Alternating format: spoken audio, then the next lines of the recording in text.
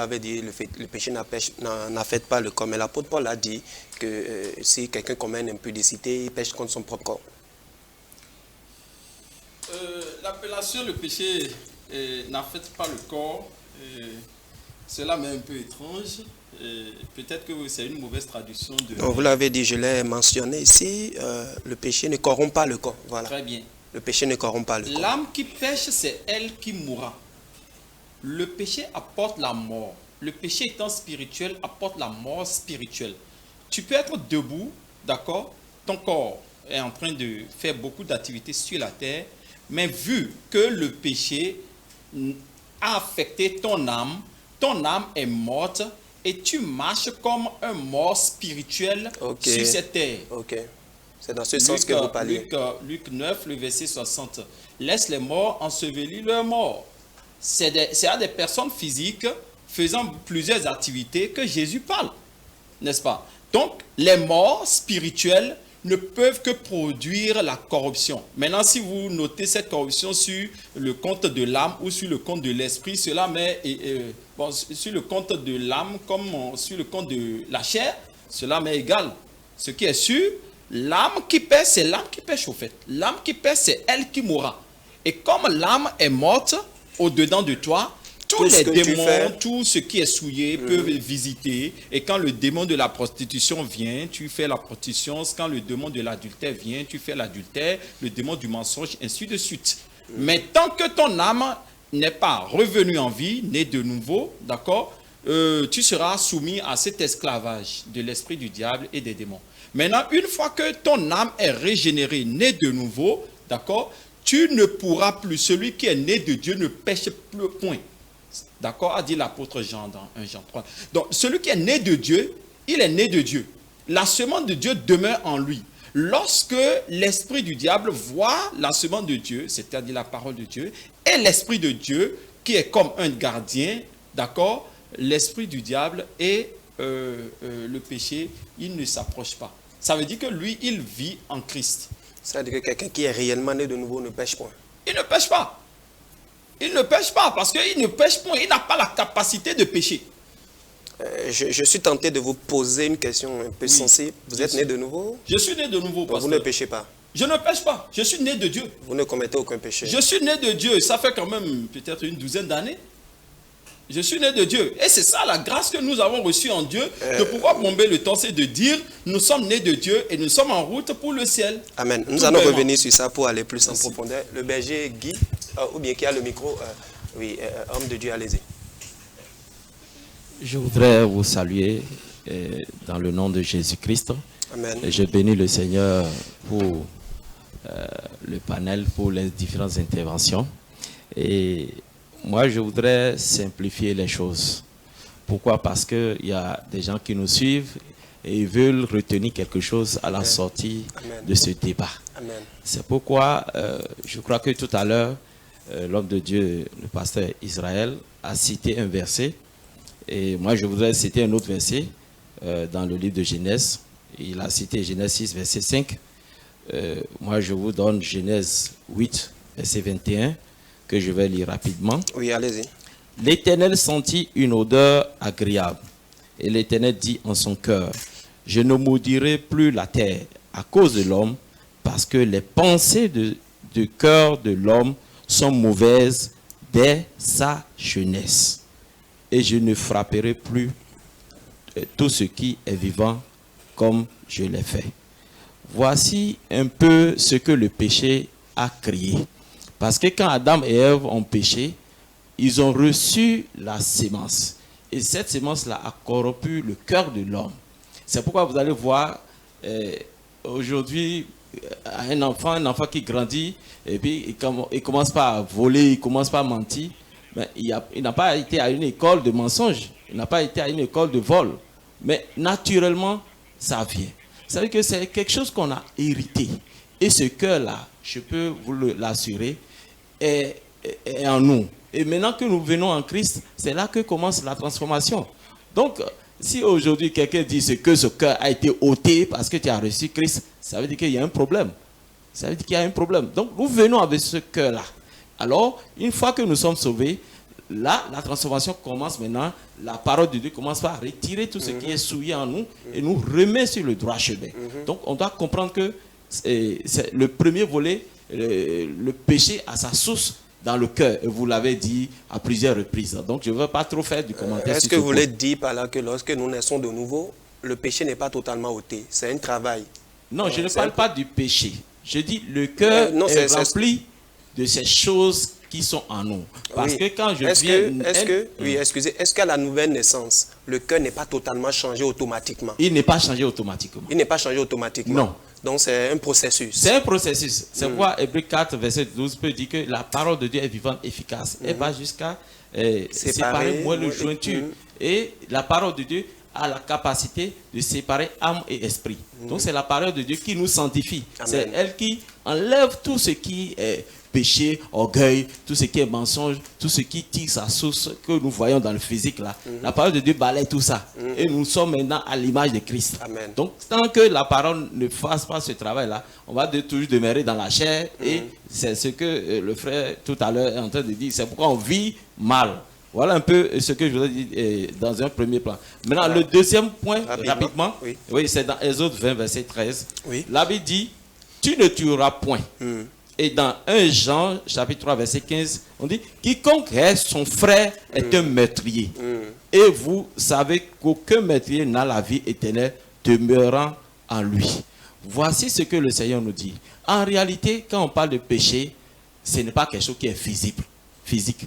Parce que le péché, c'est avant tout quelque chose qui est invisible. Dieu est invisible, le péché est invisible. Donc, il voit le péché qui est caché dans le cœur. Maintenant, ce qui est visible, ce sont les fruits. C'est-à-dire vol, mensonge et autres. Or, souvent, nous corrigeons les fruits. On veut lutter contre les fruits et on laisse la racine. Donc, que le Seigneur touche nos cœurs et que nos cœurs soient vraiment purifiés et que le Saint-Esprit fasse le travail comme cela se doit. Je vous remercie. Amen. Merci pour cette précision. Je crois que c'est important. Mais nous allons revenir sur le plateau tout à l'heure et parler, parce que tu l'as dit, quand nous naissons de nouveau, le cœur n'est pas totalement changé. Ce qui va contre ce que le pasteur Israël nous avait dit tout à l'heure, selon lui, quand nous naissons de nouveau, le péché est ôté entièrement et tu ne peux plus jamais pécher quand tu nais de nouveau. Nous allons revenir sur ça tout à l'heure. Alors, Berger Guy, si vous avez des apports, vous les apportez. Si c'est des questions, vous dites le pasteur à qui vous apportez, vous posez la question pour qu'on soit plus précis. Merci. Merci beaucoup, pasteur Brice. Je crois qu'en ce moment, le Seigneur fait quelque chose de très bien dans la vie de tous ceux qui nous suivent et de tous ceux qui sont ici sur le plateau. Amen. Ouais, c'est un débat qui aujourd'hui traîne dans nos églises. On n'arrive pas souvent sur ça. Et l'église se tait. C'est pourquoi l'intervention des deux m'édifie beaucoup. J'aimerais dire que lorsque nous écoutons le message, la bonne nouvelle, je vais étayer mon intervention par un passage de la Bible. Oui. Je vais lire Éphésiens chapitre 1. Je vais lire le verset 13. Je vais lire avec la version parole vivante. Oui, allez-y. La Bible dit, vous aussi, chrétiens d'entre les non-juifs, après avoir entendu le message de la vérité, la bonne nouvelle de votre salut, vous avez mis votre confiance en lui. Vous voici donc en communion avec le Christ. Par votre foi, vous avez été scellés de l'Esprit Saint, gage de si grandes promesses. Amen. Donc, lorsque nous écoutons la parole de Dieu, l'évangile de Christ, et nous ajoutons foi, nous faisons confiance à cet évangile-là, et nous naissons de nouveau, le péché est ôté de façon définitive. En même temps. En même temps. Parce que la Bible dit que nous sommes en communion avec Christ. Et le passage que tu as cité au début nous dit que quand nous sommes en communion avec lui, nous ne péchons pas parce que lui, il n'est pas pécheur. Donc, automatiquement, nos péchés sont enlevés. Mais l'homme étant tripartite, il y a l'esprit, l'âme et le corps. Donc, c'est l'esprit qui est scellé avec l'esprit de Dieu. Maintenant, l'homme, quand l'homme était sans esprit. L'homme qui n'a pas Dieu, c'est un homme dépourvu d'esprit. Et il ne communiquait qu'avec l'ennemi. Donc, tout ce qui emmagasine dans son âme peut continuer à produire. Mais lorsque le chrétien, celui qui est né de nouveau aujourd'hui, est tout le temps à la source de la parole de Dieu, la parole a la capacité de faire quoi? De lui apporter la force de dominer sur son âme. Et maintenant, le corps, c'est-à-dire l'agissement, ce que nous voyons, va automatiquement changer. Celui qui était voleur hier ne pourra plus voler. Celui qui commettait... Le nom qu'on donne à la personne hier, la personne n'aura plus ce nom-là. Et c'est Christ qui fait cela. C'est la parole qui fait cela. Amen. Donc, ce n'est pas dit que quand on reçoit la parole, c'est un peu qu'on prend et après, quand on est... Non, ce n'est pas ça. Donc, automatiquement, on change automatiquement. L'esprit est scellé automatiquement et on est né dans son royaume. Maintenant, il y a ce qu'on appelle la régénération, la transformation.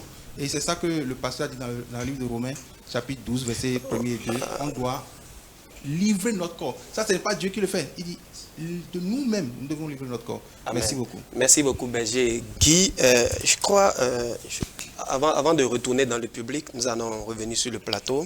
Éphésiens 4, à partir du verset 11 et 12. Bon, si vous voulez, on lit le verset 12 pour être plus rapide. Il dit, pour le perfectionnement des saints, en vue de l'œuvre du ministère et de l'édification de Christ, jusqu'à ce que nous soyons tous parvenus à l'unité de la foi et de la connaissance du Fils de Dieu, à l'état d'homme fait. Quand la Bible parle dans le verset 12, pour le perfectionnement des saints, quand la Bible parle du perfectionnement des saints, ça veut dire qu'ils sont des saints, mais ils ne sont pas parfaits. Mais quand vous dites aujourd'hui que quand quelqu'un naît de nouveau, la personne est définitivement saint, c'est-à-dire qu'il n'y a plus un autre travail à faire sur lui, la personne n'a plus de péché, mais la Bible parle ici du perfectionnement des saints. Alors, comment on peut connaître ça, pasteur? Si on n'était pas sur un plateau, c'était à la maison chez moi, j'allais peut-être dire au pasteur d'Israël et au pasteur là-bas de s'excuser auprès de la maison. Parce que déjà 12 ans dans la foi que vous dites que vous n'avez pas commis de péché, c'est un homme de Dieu ne peut pas dire ça, ce n'est pas bien.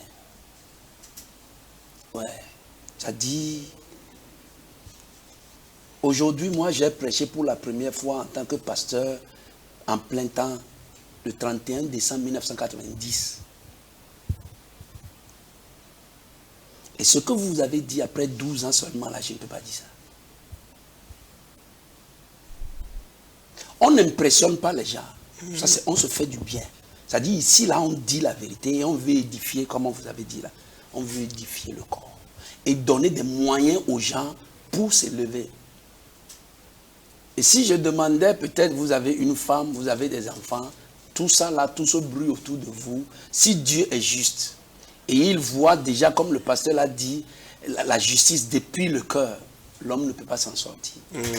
Et quand on dit naître de nouveau là, c'est quand est-ce qu'on naît de nouveau? On naît de nouveau quand? Quand est-ce que vous pouvez dire que quelqu'un est né de nouveau? C'est-à-dire, je rencontre une personne, je lui dis, tu veux recevoir Jésus? Il dit oui. Je dis, lève tes deux mains. Répète après moi, le Seigneur Jésus, tu as reçu, je t'ai reçu, tu es mort pour moi, tu es ressuscité pour moi. À partir d'aujourd'hui, je m'engage à te suivre, pardonne-moi mes péchés au nom de Jésus. Amen. Et s'il est né de nouveau comme ça? C'est une question. Donc, là, son cœur est enlevé et son péché est fini. Est-ce que c'est ça? Vous voulez qu'on opine là-dessus? Non, laissez le pasteur finir, on va revenir. Si c'est ça, c'est faux. Si ce n'est pas ça, c'est faux.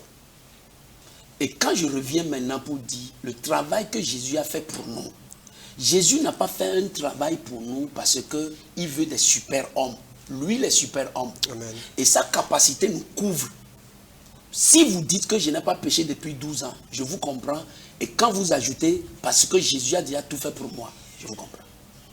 Mais si vous me dites que vous n'avez pas péché depuis 12 ans parce que vous n'avez pas péché, c'est faux. Et si c'était à la cour, j'allais vous dire de retirer cette parole. C'est bon. Amen. Pasteur Israël, le pasteur l'a dit, depuis 12 ans que vous n'avez jamais péché. Est-ce que ce n'est pas oser parler, comme la Bible a dit, si quelqu'un dit qu'il n'a pas de péché, c'est un menteur? D'accord. Vous savez, si nous n'allons pas avec les textes bibliques, nous risquons de nous complaire. D'accord? Et on n'est pas là forcément pour ça, pour nous séduire. Non, justement. Justement. Alors, lorsque la Bible parle de la nouvelle alliance, je vais lire quelques articles qui sous-tendent la nouvelle alliance. Allez-y. Dans Ézéchiel 37, le verset 26, je lis « Je traiterai avec eux une alliance de paix, et il y aura une alliance éternelle avec eux. Je les établirai et je les multiplierai, et je frapperai mon sanctuaire, placerai mon sanctuaire au milieu d'eux pour toujours. » Ça, c'est une alliance éternelle. Et l'autre texte qui va toujours dans le même sens d'idée, hein, pour parler des choses qui sous-tendent la nouvelle alliance, c'est quoi? Ézéchiel toujours, Ézéchiel 36, le verset 26. Je vous donnerai un cœur nouveau, je mettrai en vous un esprit nouveau, j'ôterai de votre corps le cœur de pierre et je vous donnerai un cœur de chair. Tout ça, c'est Dieu qui le fait. C'est écrit je. Mais si Dieu se met à l'œuvre pour faire quelque chose, qui sommes-nous pour aller à l'encontre de cette idée ou de ce principe de Dieu lié à la nouvelle alliance? Lorsque les hommes se mettent à l'œuvre pour accomplir eux-mêmes leur nouvelle naissance, voilà les choses qu'ils finissent par dire parce qu'ils ne pourront jamais être convaincus d'être nés de nouveau. D'accord? Mais être né de nouveau, mon frère, mon cher présentateur, mon cher pasteur Brice, oui. Vous êtes mis au monde vous-même? Non. Non. Vous avez œuvré pour votre naissance charnelle? Non. Et pourquoi voudrez-vous que nous puissions soutenir cette thèse qu'est le changement de comportement? C'est ça la nouvelle naissance. C'est faux. Je crois... Bon, je vais plutôt dire que lorsque Dieu ôte ton cœur, il ôte le cœur pécheresse et il te donne un cœur nouveau sans péché. Maintenant, si tu as le cœur nouveau sans péché, c'est Dieu qui regarde le péché dans le cœur et non les hommes. Okay. Donc, vu ici, selon la nouvelle alliance, celui qui est né de Dieu ne pêche point, c'est Dieu qui le dit. Maintenant, si vous voulez voir le péché comme les actes, je ne vous dirai pas que depuis que je suis né de nouveau, d'accord, c'est vrai que moi je prêchais, mais on ne va pas étaler le nombre d'années d'expérience. J'ai pensé pendant des années, d'accord, peut-être beaucoup d'années, je ne vais pas citer, que le péché, c'est-à-dire la nouvelle naissance, c'était le changement de comportement. Et j'ai œuvré avec ça. Mais à un moment donné, les tests m'ont relevé. Et j'ai compris que j'étais mort spirituellement quand je vois que dans les textes de Luc 18, le verset 18, un chef part interroger Jésus et dit « Bon maître, que dois-je faire pour hériter la vie éternelle ?» Donc lui, il veut entrer dans la nouvelle alliance, l'alliance éternelle. Il veut avoir la vie éternelle. Et Jésus lui dit « Tu connais les commandements. Tu ne commettras point d'adultère, tu ne tueras point, tu ne déroberas point, tu ne commettras pas de... » Bon, Jésus lui a cité un certain nombre d'articles de la loi.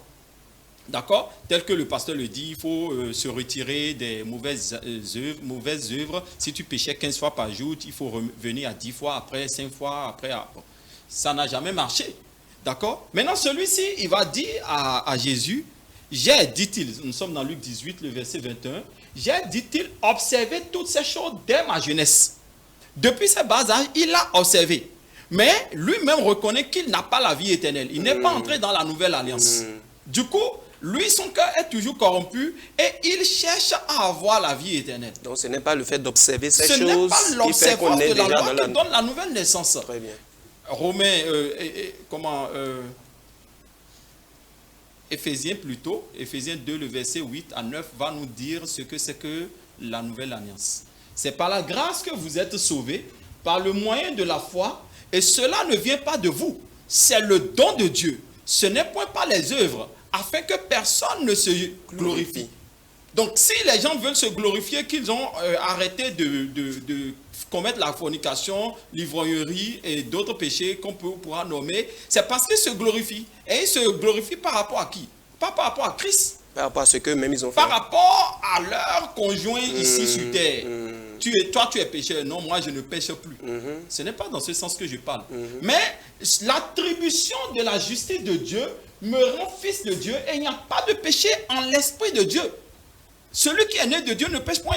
Le débat sera plus lourd et moi, je nous demanderai qu'on continue le débat sur notre panel pour ne pas être long parce que c'est un débat de fond. Les Écritures sont là. Nous ne nous complaisons pas devant le peuple. Nous ne nous présentons pas comme un superman en Christ. Non. Si nous disons que nous n'avons pas péché, nous nous séduisons nous-mêmes et la vérité n'est point en nous.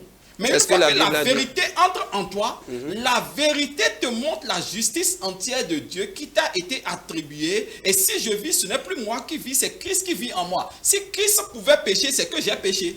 Alors, Jésus l'a dit, vous reconnaîtrez un arbre à ses fruits. Merci. Est-ce que quelqu'un peut dire qu'il est né de nouveau s'il n'observe pas ce que le pasteur vient de citer, si tu ne changes pas de comportement, si on ne voit pas les fruits? Parce que, si je comprends bien ce que le pasteur dit, le pasteur n'est pas en train de dire que c'est en posant ces actes qui montrent que nous sommes nés de nouveau. Mais le pasteur est en train de dire que quand tu es né de nouveau, tu dois porter ses fruits. Tu ne peux pas naître de nouveau, on ne peut pas voir ces fruits-là en toi. Donc, est-ce que êtes-vous en train de dire par là que quelqu'un peut naître de nouveau, mais il ne change pas de comportement? Pasteur, un bon arbre ne peut porter de mauvais fruits, ni un mauvais arbre porter de bons fruits. D'accord? C'est-à-dire qu'aujourd'hui, nous forçons, quand nous disons les fruits de l'esprit, nous forçons à porter des fruits de l'esprit. On ne force pas. Un arbre ne force pas pour porter un fruit. Amen. De la semence qui est en toi, tu porteras le fruit qui jaillira. D'accord? Si c'est la semence du bien qui est en toi, tu porteras naturellement de bons fruits. Et on ne te relèvera pas sur des œuvres hostiles du péché. Amen. Merci. Pasteur Assoba, le pasteur Israël vient de dire, ce n'est pas, comme on vient de le lire, ce n'est pas en observant des choses, c'est-à-dire ça ne vient pas de nous au fait. Quand tu reçois la semence du Saint-Esprit, forcément tu dois porter les fruits du Saint-Esprit. C'est un truc automatique, ça ne vient pas de soi-même. Il n'y a pas un effort à faire, il n'y a pas quelque chose à faire par rapport à ça. Et quand on parle de Saint-Esprit encore, vous compliquez encore tout. Ouais. Parce que la Bible dit, pour le Saint-Esprit, il y a le don et il y a les fruits. Les fruits sont pratiques. La tempérance, la douceur, la joie, l'amour, la bénignité. Ça, c'est pratique. On ne peut pas vouloir lire la Bible à ce niveau maintenant. On peut parler de ça et discuter. Hein? Donc, quand on dit fruits, est-ce que fruits, là, on va aller voir ça dans un rêve? Non. Non, ça c'est pratique. On vous mesure par rapport à ça, terre à terre ici. Et quand on lit les versets de Éphésiens, là, c'est-à-dire quand on interprète les versets, la difficulté aujourd'hui, c'est quand on interprète les versets là sans la lumière maximum des Écritures. C'est ça qui fait qu'on croit que la vie, le christianisme est un style de vie. Et ça se vit pratiquement. C'est un style de vie qui se vit pratiquement.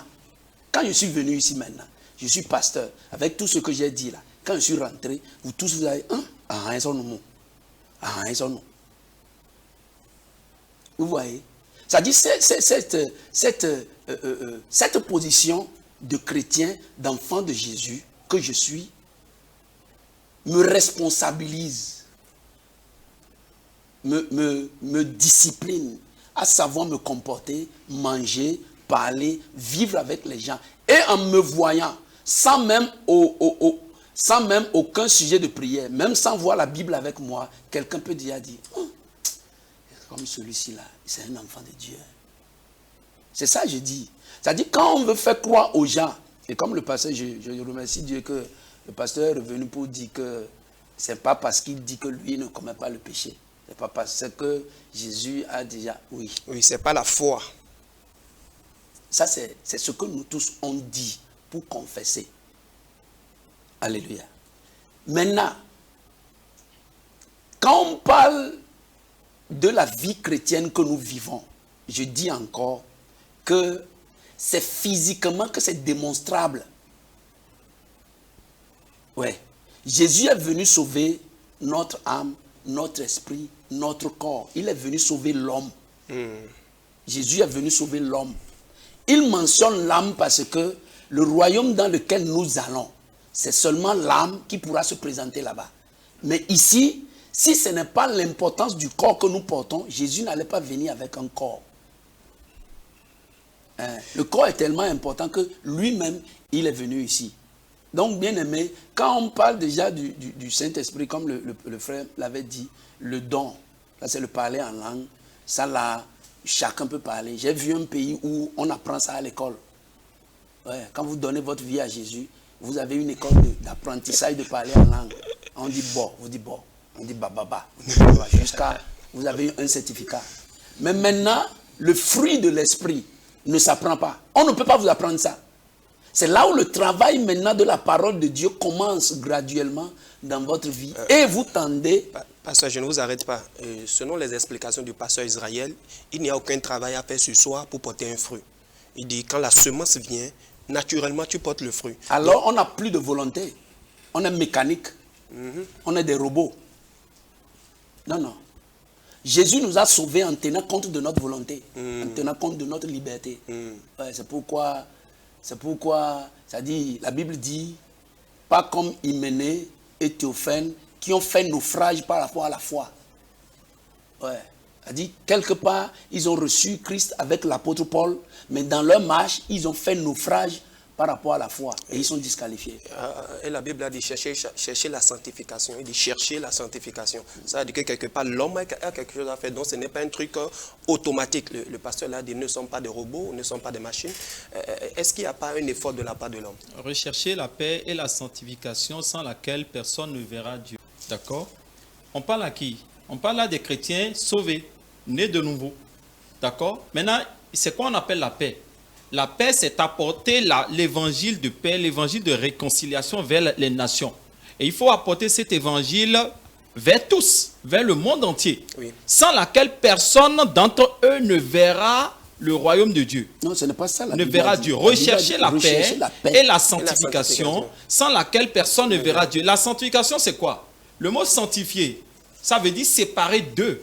Mais c'est à des chrétiens qu'on attend de parler. Oui, mais il faut être séparé du monde pour aller prêcher au monde. Justement, s'ils étaient maintenant, déjà qui des nous chrétiens, sépare du monde? S'ils étaient déjà des chrétiens, oui, et pourquoi la Bible leur dit encore rechercher la sanctification? Rechercher la sanctification, la séparation du monde.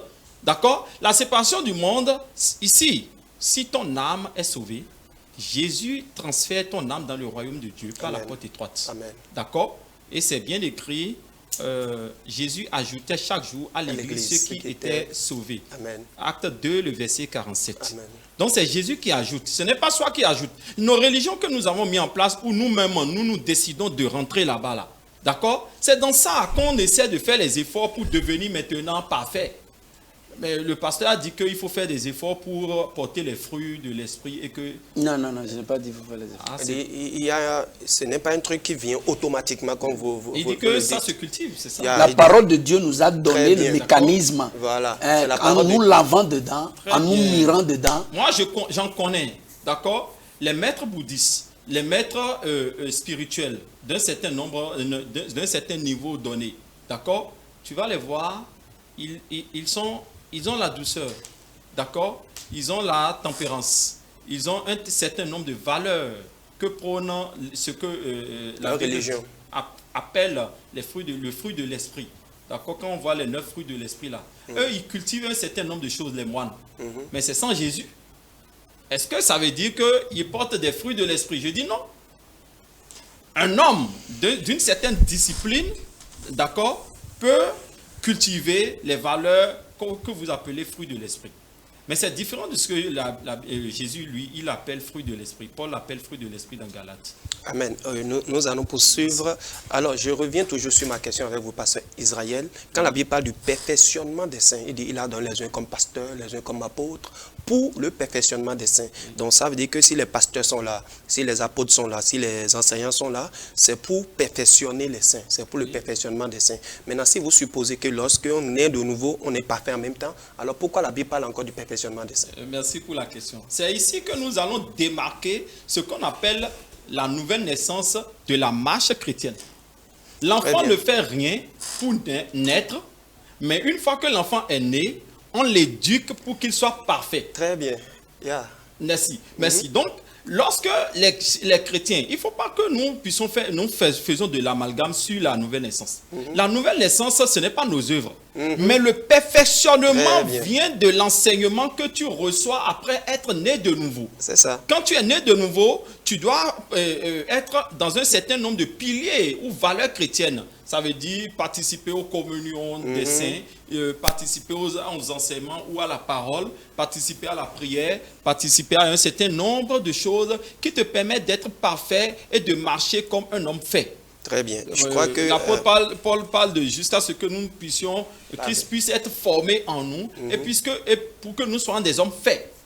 Aussi vrai que l'enfant demeure enfant, il n'est en rien différent de l'esclave. Nous étions esclaves du péché. Mais une fois que nous sommes nés, maintenant nous avons besoin de grandir, de nous perfectionner dans la marche chrétienne et de pouvoir maintenant nous établir comme des enfants qui sont dignes de leur Père. Amen. Je vous remercie. Merci Pasteur Israël. Je crois que le débat est clos parce que vous êtes finalement revenu sur ce que le pasteur Assoba est en train de dire. Quand on parle du perfectionnement, il dit, lorsque tu nais de nouveau, il y a une marche à faire. Okay? Et c'est en te confrontant à la parole de Dieu qu'il y a des choses que tu vas commencer à changer un peu. Et comme le pasteur Michael aussi l'avait dit tout à l'heure, il y a des choses que la parole de Dieu te confronte. Tu changes un peu. Sinon, si nous disons que la nouvelle naissance rend un chrétien parfait à 100%, ça veut dire qu'il est prêt déjà pour être enlevé et aller au ciel. Mais il y a un travail qu'on doit faire en lui. Et c'est ce travail-là que la parole de Dieu fait. Et c'est ça que les serviteurs de Dieu sont là pour faire. On l'accompagne dans la parole de Dieu, dans la marche chrétienne. Donc, ce n'est pas pour moi, selon moi, je ne suis pas en train de prendre position, mais selon ma compréhension de la Bible, la nouvelle naissance ne fait pas de toi un homme parfait 100%. Il faut encore une marche, et c'est ça la marche chrétienne. Merci beaucoup. Une minute, c'est peut-être mon dernier mot, mais je vais quand même vous prendre la minute là pour recadrer que la nouvelle naissance fait de toi un homme prêt à accéder au ciel à l'instant là. Ce n'est pas la marche qui fait de toi celui qui entre au ciel. Okay. Quand tu es né de nouveau là, à 10h05, à 10h08, tu peux mourir et tu vas au ciel. Okay. Merci. Amen. Maintenant, dans les œuvres, comme tu n'es pas encore parti, d'accord, est-ce que tu vas te prétendre né de nouveau et on va voir ton corps dans le péché? Non. C'est lorsque puisque tu es là et que tu as une représentation du Christ sur terre, il faut que nous ayons en nous les sentiments qui étaient en Jésus-Christ. Et là, ces sentiments n'est pas de prôner le péché. Du coup, tu luttes contre des œuvres qui ne sont pas dignes d'un chrétien. Amen. Mais tu étais né de nouveau. Maintenant, sans être né de nouveau, tu ne peux pas. Exactement. Sans être né de nouveau, tu auras beau faire tout ce que le pasteur dit là, mais tu iras quand même dans le lieu du tournoi. Exactement. Je suis d'accord avec vous. Merci pour cette précision. Je voudrais dire rapidement, quelqu'un qui est né de nouveau à 10h05, à 10h06, peut-être il méprise quelqu'un, il règle quelqu'un, il ment sur le compte de quelqu'un. Pensez-vous qu'il peut toujours aller au paradis? C'est là le bémol. Il entre au ciel sans équivoque. Juste parce qu'il est né de nouveau. Donc, quel que soit c'est une nature, c'est son âme qui est née de nouveau et non son corps. Quel que soit ce qu'il fera après, et ça ne compte plus. Le corps ne pourra jamais être parfait parce que le corps est semé corruptible et il mourra corruptible. Un chrétien qui est dans l'ivrognerie, il ira au ciel. Un chrétien qui est dans la fornication. Quand vous dites chrétien ne veut pas dire né de nouveau. Mais quand vous me dites un né de nouveau que vous avez vu dans la boisson, d'accord, il va au ciel. Pasteur Soba, un né de nouveau qu'on voit dans l'ivrognerie, dans l'impudicité, il ira au ciel. Il ira au ciel. Il va aller au ciel parce que quand il est né de nouveau, le problème c'est né de nouveau là. Ça dit, quels sont les facteurs qui définissent un né de nouveau? Jésus a dit à Nicodème, il dit, tu dois rentrer dans le... Il dit, si tu ne nais pas de nouveau, et Nicodème a expliqué ça comme son entendement. Il dit, est-ce que je dois rentrer dans le ventre de ma maman et renaître? Et Jésus a dit, ce qui est né de la chair est chair, ce qui est né de l'esprit est esprit. Donc la nouvelle naissance commence à partir du moment où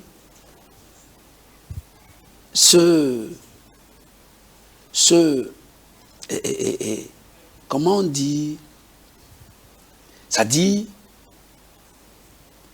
lorsque tu te métamorphoses, hein, après tu as reçu Jésus, ce n'est pas un processus comme le pasteur dit que c'est maintenant.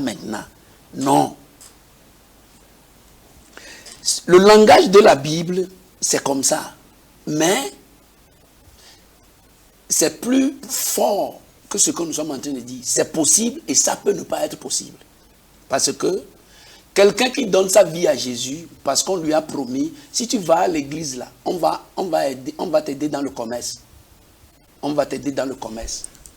Il dit, bon, oui, je suis d'accord, donne ta vie à Jésus. Et il a donné sa vie à Jésus. Or, l'idée, le motif de son cœur, ce n'est pas Jésus, c'est le commerce qui veut rentrer là. Il reçoit, il dit, il confesse ça là, il meurt, il est en enfer. Par contre, le voleur qui était à la droite de Jésus, ce n'est pas les mêmes personnes. Est-ce qu'il était né de nouveau, le voleur? Le voleur n'était pas né de nouveau. Mais pourtant, il est allé au ciel. Sur la croix, il a reçu Jésus et le mécanisme, tout a été rempli en lui par sa déclaration. Et c'est sincère. Il n'avait aucun motif et il a permis à son second de savoir, pour nous, c'est justice. Non. Nous allons en enfer et nous méritons ça. Mais lui, là, il faut avoir peur de Dieu. Yeah. Et Dieu a dit que, waouh. Dans toute sa déclaration, il a glorifié Dieu. Maintenant, tu vas me suivre au paradis. Par contre, celui qui, comme on le voit aujourd'hui, ça dit, maintenant là, hier c'était la rentrée ou bien avant-hier. À l'église, on avait eu plein de gens. Quand on a dit nouveau venu, on a eu environ 14. Quand on a fini, 10 des 14 là sont venus demander cahier. C'est-à-dire qu'ils sont venus dans cet esprit. Dieu qui connaît le motif des gens, qui sait que Jésus n'est pas égal au don. Non, Jésus, ce n'est pas cahier. Jésus, c'est une décision sans intérêt, sans voile. Quand c'est comme ça là dans ton cœur, c'est pourquoi on a rempli les églises aujourd'hui de chrétiens hypocrites. Parce que levez les deux mains, recevez Jésus. Or, ils n'ont rien de Jésus à l'intérieur d'eux. La nouvelle naissance dont on parle n'est pas automatique. Et quand c'est automatique, c'est Dieu qui sait. Ouais, à cause de la subtilité du cœur de l'homme. Exactement. Autrement dit, le ciel sera rempli de tout. Or, Jésus n'est pas venu sponsoriser le péché. Jésus, c'est péché, tolérance péché, zéro. Merci. Merci. Nous allons une fois encore retourner dans le public et nous allons laisser la parole au serviteur de Dieu. Oui.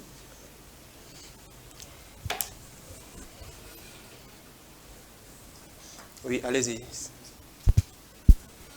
Ok, je vous salue encore une fois dans le nom de Jésus. Moi, c'est le pasteur Zinzinoué, Janvier.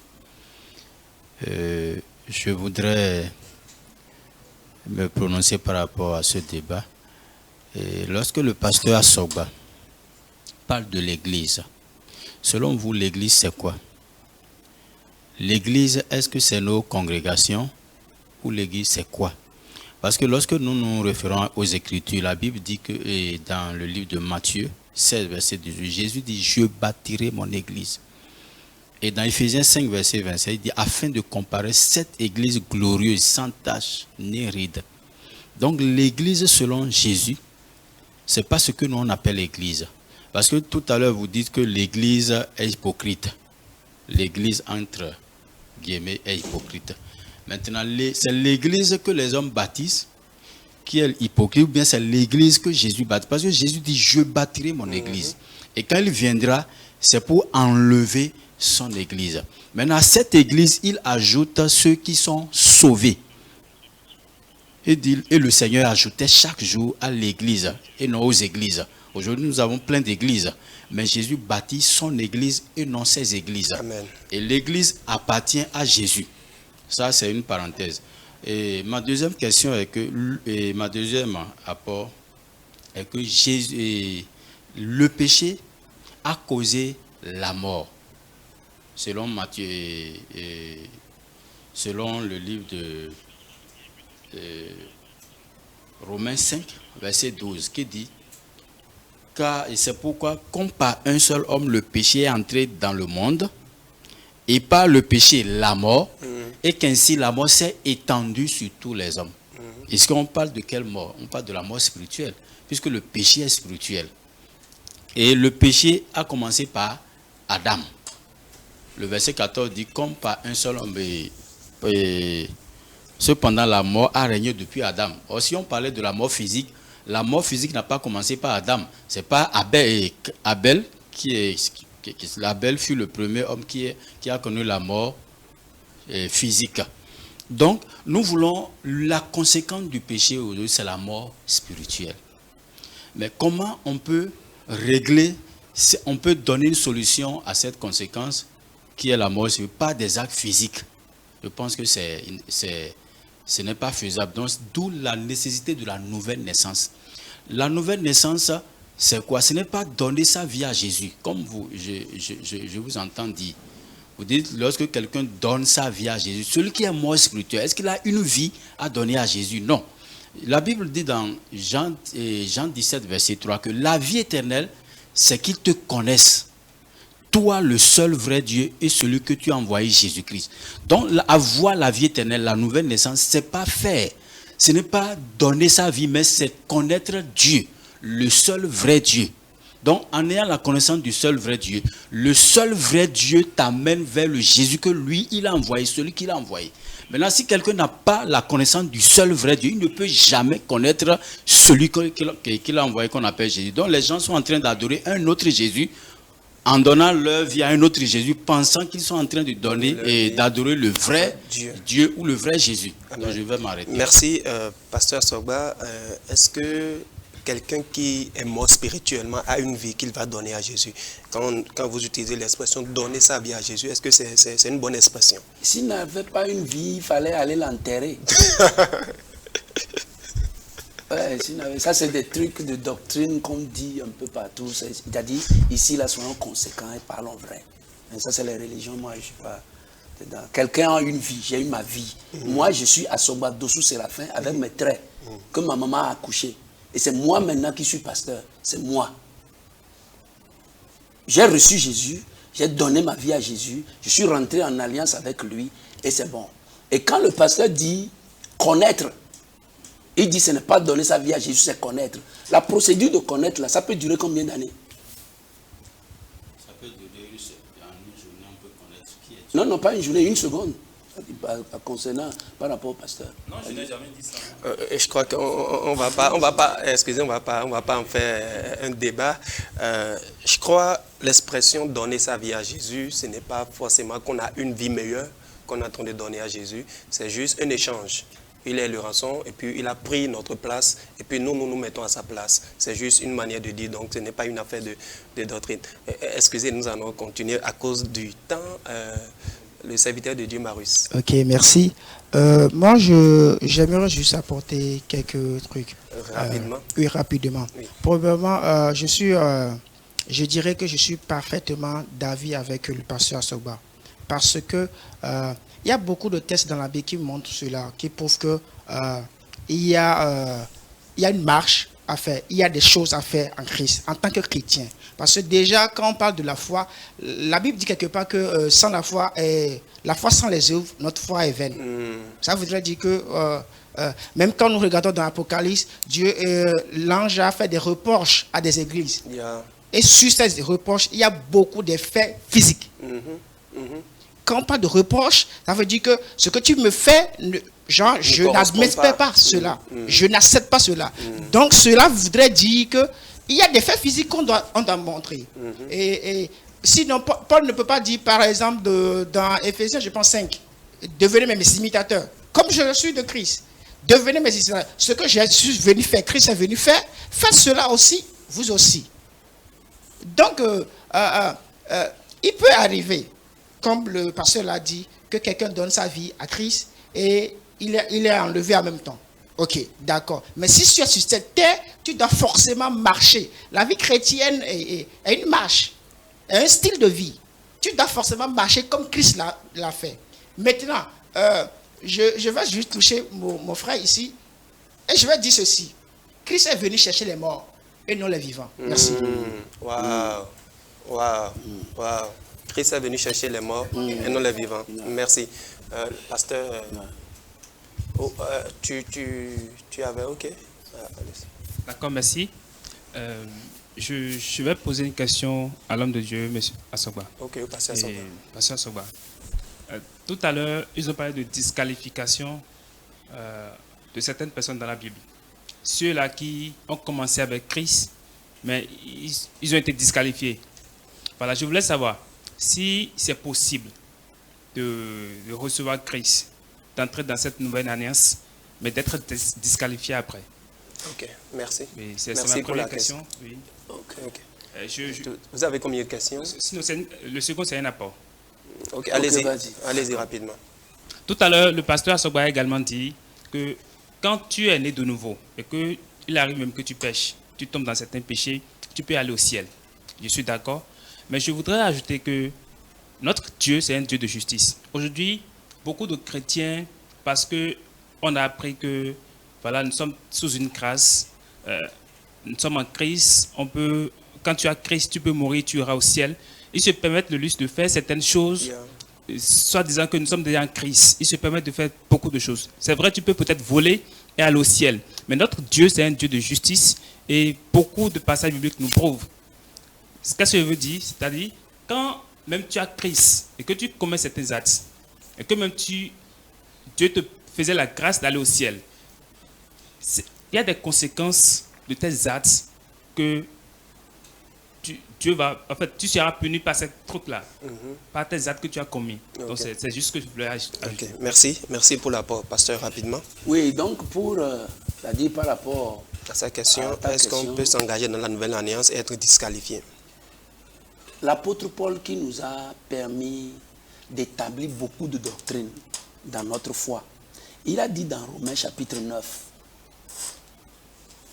bon, avant d'arriver là-bas, voyons 1 Corinthiens chapitre 9.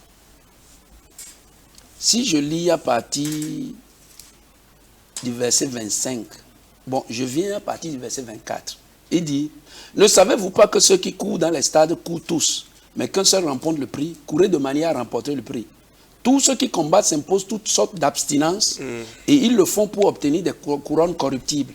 Mais nous faisons-le pour une couronne incorruptible. Mais donc, je cours non pas comme à l'aventure, je frappe non pas comme battant l'air. Mais, l'apôtre Paul dit, je traite durement mon corps et je le tiens assujetti. De peur que d'être moi-même rejeté. Wow. Après avoir prêché aux autres. L'apôtre Paul, lui seul a eu la révélation de 17 livres dans les 66. Dieu l'a aidé à nous expliquer beaucoup de choses. Mais voilà comment il vit sa vie de tous les jours. Voilà comment il vit sa vie de tous les jours. Ça veut dire, il risque d'être rejeté. Wow. Pasteur Israël. Oui. L'apôtre Paul a dit qu'il a peur d'être rejeté. Je m'érige en faux. Je combats cette idée. L'apôtre Paul parlait, le texte a bien dit dès le début, qu'ici il s'agit de s'imposer une discipline pour les couronnes et non pour entrer au ciel. Parce que l'apôtre Paul, lui, il a eu le ciel et il l'a expliqué clairement dans les textes de Paul là-bas. Quand il parle de, c'est par la grâce que vous êtes sauvés, par le moyen de la foi, cela ne vient pas de vous, c'est le don de Dieu. C'est plus l'apôtre Paul dans ses livres qui a parlé de l'assurance du salut et de la vie éternelle qui est une imputation éternelle. D'accord. Mais si lui, il vient à dire, et on comprend, et si on veut comprendre son texte comme quelqu'un qui peut être rejeté après avoir prêché aux autres, il risque de se contredire et la Bible ne se contredit pas. Ici, plutôt, il parle d'avoir des aptitudes pour avoir des couronnes. Maintenant, être rejeté ici, être rejeté de telle ou telle couronne. Parce que le texte, dès le début, le pasteur a su bien le lire, il s'agit ici des couronnes. Donc, il ne faut pas mettre ce test, d'accord, par rapport à l'entrée dans le royaume de Dieu. Il a donné une illustration. Il a fait une comparaison avec les gens du monde Bien sûr. pour nous montrer l'effort qu'on fait pour atteindre un objectif. Merci. Et il y a Ouais. plusieurs couronnes. Non, pas D'accord. de l'affaire de Donc, couronne là. lui, on il est- veut on est même pas il sûr. veut s'arroger toutes les couronnes pour qu'on ne le rejette pas, que ça là, tu ne mérites pas. Ceci aussi, tu ne mérites pas. Il y a Ceci plusieurs aussi, tu ne couronnes mérites communs. pas. D'accord. Maintenant, le pasteur a tantôt aussi parlé de doctrine. Vous savez, nous les chrétiens, nous sommes des endoctrinés. Parce que Jésus a une doctrine. D'accord? Jésus dit, ma doctrine n'est pas de moi, mais de celui qui m'a envoyé. Donc si un chrétien dit qu'il n'a pas de doctrine, c'est qu'il n'est même pas chrétien encore. Si une personne née de nouveau, quelqu'un qui a suivi Jésus n'a pas de doctrine, il sera ballotté par tout vent de doctrine qui viennent de gauche à droite. Sinon, la Bible a prôné une doctrine quand même. Et comme vous me voyez, je suis un endoctriné. Et si vous voulez, je suis... Un endoctriné de Christ. Merci, Il j'ai faut la le doctrine de préciser. Christ. Et il faut le préciser. Merci. J'ai la doctrine de Christ, Jean 16, le verset 7, a parlé de ça. Si vous dites que vous n'avez pas de péché, c'est une doctrine de Christ. Confessez vos péchés, c'est une doctrine. Ah là, vous parlez par rapport à la confession des péchés. Non. Ça dit quand je vous reprends, quand vous dites que vous avez la doctrine de Christ, alors que vous avez déjà rejeté cette doctrine-là, c'est aussi une doctrine. Vous devez le savoir. Vous parlez de quelle doctrine? Confesser les péchés, Oui. accepter que nous sommes pécheurs, c'est une doctrine que les épîtres... Mais les je anciens dis, je établissent. suis doté de la justice de Dieu et je suis en route pour le ciel. Vous êtes dérangé, pasteur? Je suis en train d'aller au ciel. Si vous voulez, bon, tout de suite, on finit l'émission, moi je meurs, je vais au ciel. Vous me fusillez là tout de suite, je meurs, je vais au ciel. Nous tous. Je n'ai pas cette appréhension. Je crois que, non, en fait, on va recentrer le débat parce qu'il y a des téléspectateurs qui nous suivent chez eux à la maison. Il faut qu'ils retiennent quelque chose. Oui. Je crois que si je suis bien le pasteur n'est pas en train de dire le fait que vous avez dit que vous n'avez pas de péché, c'est une mauvaise chose. Oui. Il dit il faut préciser que c'est à cause de l'œuvre que Christ a accompli Je sur dis, la je croix. suis né de nouveau. Justement, Maintenant, allons-y voir les tenants et les aboutissants Justement, de la non, je nouvelle voudrais naissance. préciser pour que- voir je si voudrais- dans la nouvelle naissance, il y a la sainteté de Dieu qui est dedans. Justement, en fait, c'est la précision là que vous n'aviez pas fait au Parce début. qu'eux, qui ils l'avait voient la dérangé. nouvelle naissance comme une chose qu'on accomplit jour après jour. Mais D'accord? c'est un truc automatique. Mais le jour où tu es passé par la porte étroite de ta maman, tu t'es retrouvé sur cette terre. Exactement. Et c'est pourquoi tu as un seul jour de naissance.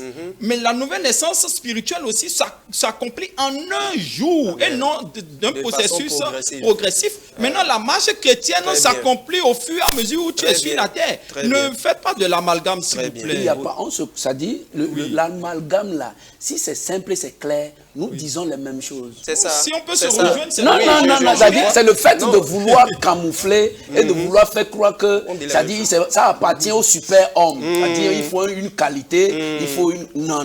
Je crois ça, que- c'est un don, c'est un truc aussi simple. Rendons l'évangile accessible et simple. Amen. Jésus est simple et il est clair. Amen. Prêchons, ça dit, distillons ça aux gens de manière très recevable. Amen. Si vous parlez ainsi, ok, allons-y. Je crois que on est tous en train de dire les mêmes choses et quelqu'un n'est pas en train d'attaquer ce que quelqu'un est en train de dire. Donc l'évangile est simple, rendons-la simple. Amen. Oui, pasteur, allez-y. Rapidement. Prenons Hébreux 10, verset 14. Oui. Voici ce que la Bible dit. Car par une seule offrande, il a amené à la perfection pour toujours ceux qui sont sanctifiés. Voici ce que le Seigneur a fait, l'œuvre achevée à la croix. Parce que lui, il s'est donné à la croix. Alors, non seulement moi qui étais impur, souillé, pécheur, je me suis attaché à celui qui essaie. Donc lui, il prend ma nature pécheresse et me donne lui sa sainteté. Voilà ce qu'il a fait. Alors ici, on nous dit qu'il a rendu, il nous a amené à la perfection pour toujours. Ceux qu'il a sanctifiés. Ça veut dire que Jésus ne reviendra plus pour ces péchés-là. Donc il les a pris et puis il nous a rendus justes et parfaits. Et dans l'état là, si Jésus vient, même si j'ai des tatouages sur le corps, je m'en vais au ciel. Donc, il n'y a pas de problème à cela. Parce que d'abord, en ce qui concerne le salut, je voudrais vous proposer cela à l'avenir pour que vous reveniez sur ce débat-là. C'est que d'abord, c'est ton esprit qui est sauvé. Ce n'est pas encore le corps ni l'âme. Le salut commence par l'esprit. Et quand l'esprit est sauvé, ça Parce que c'est ça qui te donne accès à l'éternité. Et non ce que tu fais dans le corps d'abord. Donc, et un jour, lors d'une discussion de Jésus avec les pharisiens, ils étaient là, où Jésus leur a dit, mais vous avez l'habitude de nettoyer l'extérieur de la coupe. Mais plutôt que de nettoyer l'intérieur de la coupe, alors l'extérieur va devenir automatiquement propre. Est-ce qu'il y a effort dedans? Est-ce qu'ils ont dit, même la nature même nous enseigne ça. Quand vous êtes à la maison, vous prenez votre assiette, vous ne lavez pas par l'extérieur. Ce n'est pas l'intérieur d'abord. C'est pourquoi j'ai parlé de quelque chose tout à l'heure, mais le pasteur Asogba n'a pas compris. C'est-à-dire, ce processus dont on parle, tout ce qu'on dit là, ça commence par l'intérieur. Si tu commences par l'extérieur, tu vas toujours échouer. C'est pourquoi on a plein d'hypocrites aujourd'hui et on veut se voiler la face pour dire non, on peut mettre des dispositions, on peut faire ceci, on peut, ceci est doctrine et autres. Non, il n'y a pas plusieurs doctrines, il y a une seule doctrine qui est la doctrine de Christ. Amen. Le reste, c'est vrai, il peut y avoir des enseignements sur tel ou tel aspect qui constituent la doctrine. Donc, pour moi, ce que j'ai exprimé dans le premier temps, c'est pour dire, effectivement, c'est vrai, on est venu à Christ, mais on a encore un cœur qui n'est pas totalement restauré. Mais ce cœur-là, Dieu a la capacité de le changer si on lui donne le cœur là. Donc, voilà un peu ce que je voudrais dire. Okay, je vous remercie. Merci beaucoup, Pasteur Guy, Berger Guy. Avant de vous laisser la parole, alors si on pense aujourd'hui, Pasteur Asogba, je vais vous adresser la question, si on pense aujourd'hui que quelqu'un, même que, comme il a dit, même Jésus peut venir te voir avec des tatouages sur le corps, parce que tu es né de nouveau, tu iras au ciel. Alors pourquoi nous prêchons la sanctification dans l'église aujourd'hui? Pourquoi nous disons aux gens, ne forniquez pas, ne mentez pas, ne volez pas, mais pourtant que nous savons que même s'ils le faisaient, ça va les amener au ciel. Et quand le pasteur dit, quand le travail de l'intérieur que le pasteur dit là, pour nous, enfants de Dieu, doit certainement refléter sur l'extérieur. Amen. Oui. Ça dit, ça doit nécessairement refléter sur l'extérieur. Ce que le monde veut prendre, c'est nous d'abord. C'est nous, ils veulent suivre. Vous êtes pasteur et vous êtes sorti d'une famille idolâtre. Et quand vous êtes à Cotonou, on connaît que vous êtes pasteur. Mais quand vous arrivez au village, les vaudous, tout ce qu'on fait, vous faites aussi. Vous vous préoccupez peut-être de votre intérieur qui n'est pas certain et vous faites autre chose avec votre corps. Mais quand vous avez Jésus qui est en train de travailler dans votre intérieur, ça dit d'abord les goûts, les aspirations, les interventions. Tout ça là va démontrer sur le dehors. Donc toujours on est en train de dire la même chose. Et comme vous avez dit... pourquoi prêchons-nous la sanctification aujourd'hui, malgré que nous savons que les gens, quel que soit ce qu'ils feront, ils iront au ciel? Peut-être c'est la manière dont nous prêchons la sanctification. La sanctification, c'est une mise à part. Celui qui est mis à part, il est mis à part de certaines choses. Alors quand la personne, vous la retrouvez dans certaines choses, il n'est pas sanctifié. Okay. C'est-à-dire, c'est simple, ce n'est pas un truc qu'on dit, le Saint-Esprit va venir, La vie chrétienne est pratique. Quand vous êtes sanctifié, on dit, je me suis sanctifié du pasteur Brice. Il y a une distance entre nous. Quand je me vois encore avec vous, je ne suis pas sanctifié. Okay. Si je suis sanctifié, je reste à part. Vouloir prendre la vie chrétienne et aller voir un esprit qui vous prend et vous allez là-bas. Bien aimé, maintenant, nous, on est ici. Et l'esprit témoigne à notre esprit, à mon esprit, que je suis enfant de Dieu. Mais ici, là, je veux représenter Dieu valablement. Pour que les gens, quand ils me constatent, quand ils me rencontrent, ils voient que celui-ci, il est mis à part pour Jésus. Ça dit, on se bagarre maintenant, et je dis des énormités, et après je m'agenouille devant Jésus, je dis merci Jésus parce que tu m'as sanctifié. Quand ça n'affecte pas votre vie, la totalité de votre vie, ce n'est pas possible. Amen. Berger Guy, rapidement, en quelques minutes, nous sommes surpris par le temps. Okay. Merci, pasteur. Je voulais dire, il y a un passage. Je suis toujours dans la version Parole de vie. Jean chapitre 8, oui. Verset 30 à 32. Il dit, pendant qu'il parlait ainsi, beaucoup crurent en lui. Alors, Jésus dit aux Juifs qui avaient qui avaient eu foi en lui, si vous vous attachez à la parole que je vous ai annoncée, et si vous vivez conformément à ce que je vous ai dit, alors vous serez vraiment mes disciples. Vous comprendrez la vérité et la vérité fera de vous des hommes libres. Donc c'est quoi? Jésus est venu par sa parole nous libérer, nous affranchir. Maintenant, est-ce que nous avons fait d'efforts pour ça? Non. Alors, la question que j'aimerais poser au pasteur, s'il peut répondre, jusqu'à quand on peut reconnaître quelqu'un qui est né de nouveau? Ce n'est pas la sanctification, bien être né de nouveau, devenir enfant de Dieu, ce n'est pas l'apparence des hommes, c'est Dieu qui qualifie. C'est lui qui nous sanctifie. Et quand on parle de justice, depuis Abraham, Dieu l'a justifié. Dieu a justifié Job. Quand on parle de justice, c'est que lui, il t'a innocenté. Tu n'es plus ce que les hommes disent. Lui, Dieu te voit autrement. Donc ce n'est pas les témoignages des hommes qui comptent. Ce n'est pas les témoignages des hommes qui comptent autant. C'est Dieu qui qualifie, c'est lui qui justifie. Sinon, l'homme qui est à droite de Jésus là n'ira pas au ciel. Il n'ira pas au ciel parce que lui-même se reconnaît comme pécheur. Mais l'autre réclamait. Mais il dit non, ce n'est pas la même chose. La justice de Dieu là, les hommes n'ont pas imputé la justice à cet homme-là.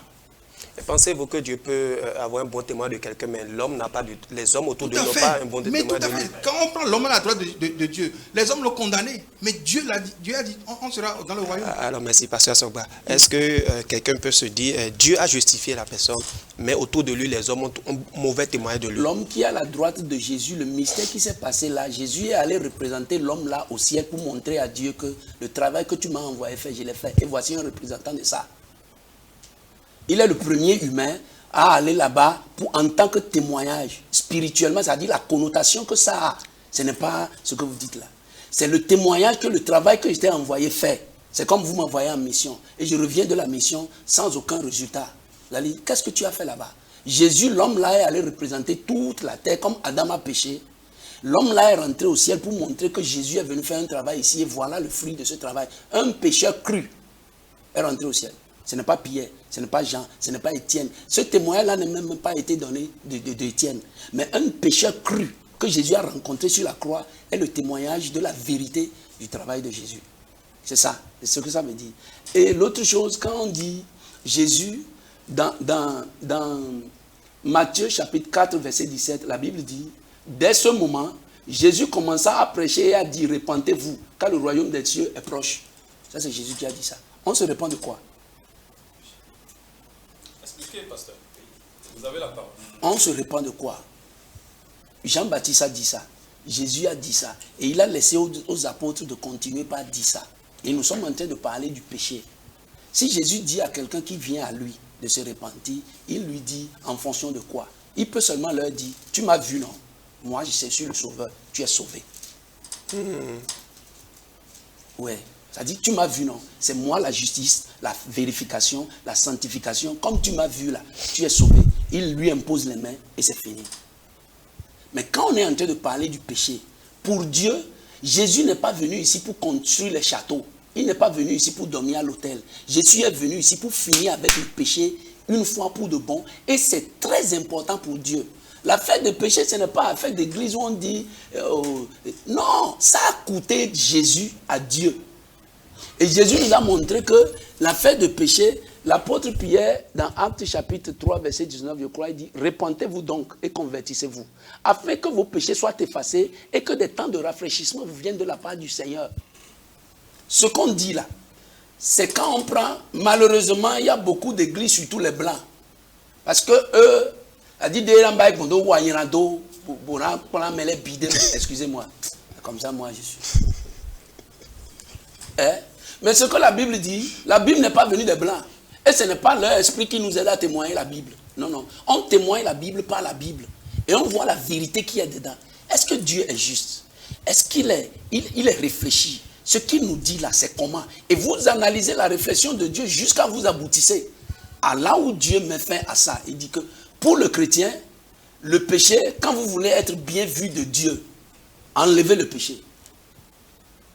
Si Jésus a vaincu le péché, il a vaincu pour nous par grâce. Et je dis, la grâce, c'est le mécanisme par lequel le pécheur rentre au ciel.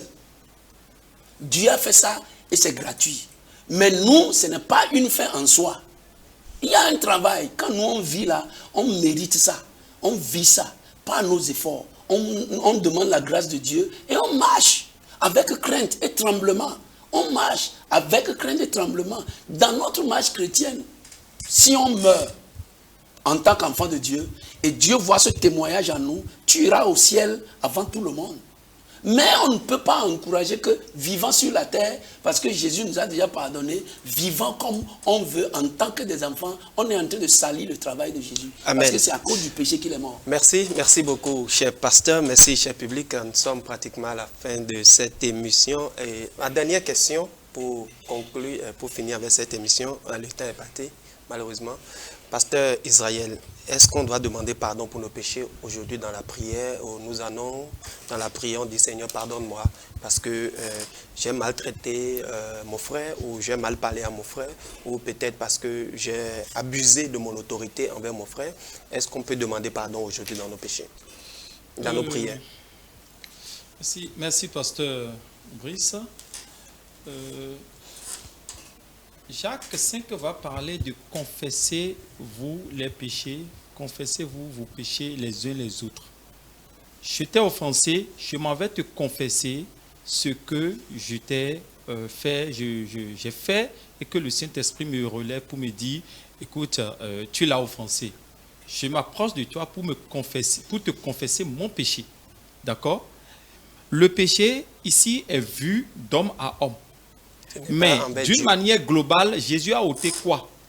Jésus a ôté le péché du monde. Vous êtes dans le monde, je suis dans le monde.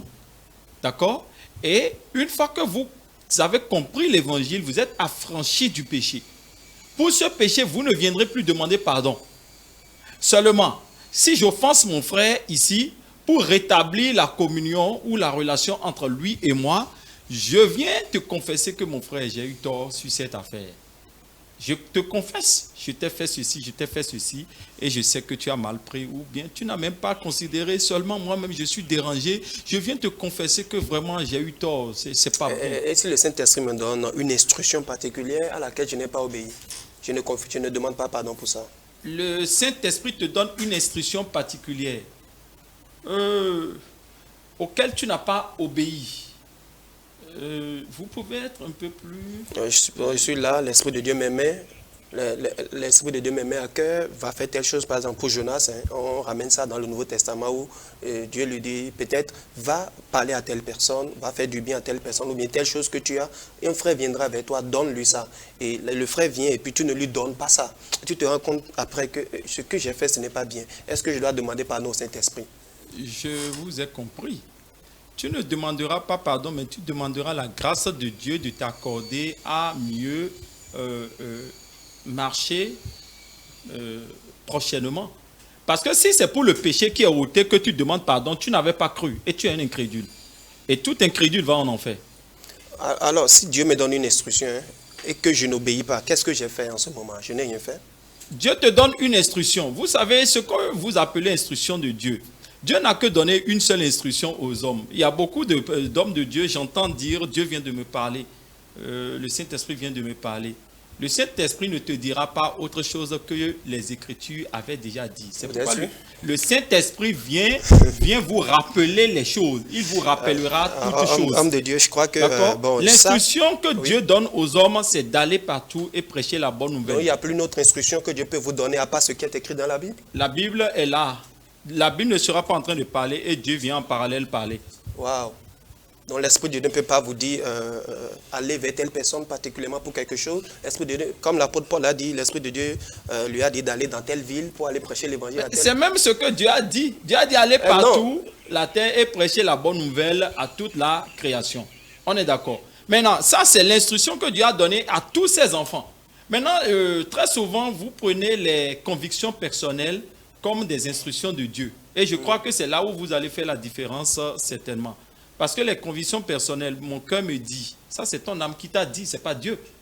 Maintenant, tu n'as pas pu faire... Si vous dites que j'ai la semence du Saint-Esprit en moi, qui peut me parler si ce n'est pas Dieu?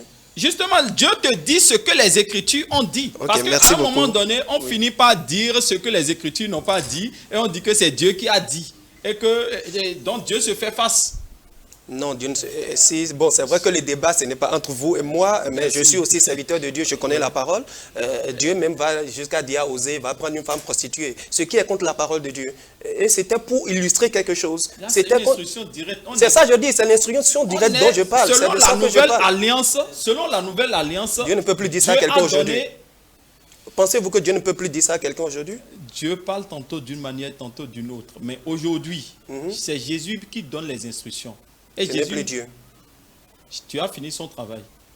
Ok, Je crois que Jésus est venu, Dieu a fini. On ne va pas rentrer dans un autre débat. Pasteur Sogba, est-ce qu'on peut demander pardon aujourd'hui pour nos péchés? Quand c'est déjà péché, le péché c'est ce qui sépare l'homme de Dieu. Ouais.